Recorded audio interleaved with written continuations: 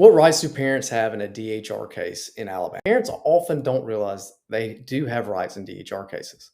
For example, the right to a lawyer, the right to visit your child, and the right to be heard in hearings. So let's go through the most common rights parents have and why they matter. Number one is the right to a lawyer. In Alabama, parents usually have the right to a lawyer if DHR is seeking to remove their children or terminate their rights. If a parent cannot afford one, the court typically appoints one at that first hearing. This is powerful because it means you don't have to figure out everything alone. Someone is there to speak for you and make sure your rights are protected.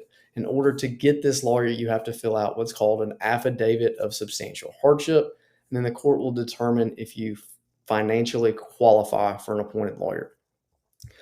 Next is the right to notice and a right to be heard. Parents have the right to get notice of court dates. They have to serve you with the petition to start the case. And then after that, you'll have to keep your address updated with a clerk's office so that you'll get notice of hearings, which would be mail of hearings, which would then give you the opportunity to be heard at each of these hearings. At some of these hearings, you have the right to speak when allowed and share your perspective.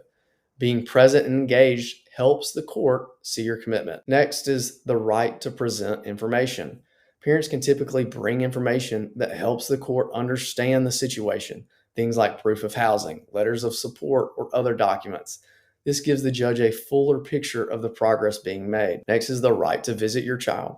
In most cases, parents keep the right to visit their children as long as it's still safe. Regular positive visits show the court that the bond is strong and that reunification is still possible. Judges notice when parents stay consistent. Next, you have a right to ISP, or an individualized service plan. Parents usually have the right to take part in creating their ISP.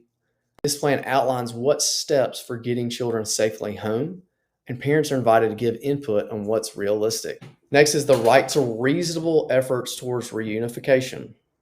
In many cases, the law requires that DHR make reasonable efforts to help families reunify. This might mean offering services, setting up visits, or connecting you with resources, unless there's a legal reason not to. Next is the right to seek kinship placement. Courts often prefer to place children with safe relatives if they can't be at home.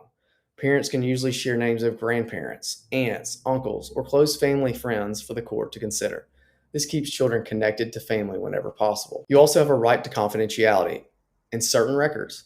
Some records are private and can only be shared in court. Parents often have the right to see certain reports so they know what the court is considering. This helps them understand the concerns and respond appropriately. Remember, in juvenile court, everything is confidential. You also have a right to appeal certain orders. Some decisions can be appealed, meaning another court can review them. This isn't automatic and there are deadlines, but it's one more safeguard in the process. Next, rights work best when paired with responsibilities. Courts expect parents to show up to hearings, stay in contact with their lawyer, follow the ISP, and keep making progress.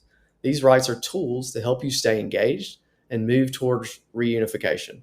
And many families do succeed.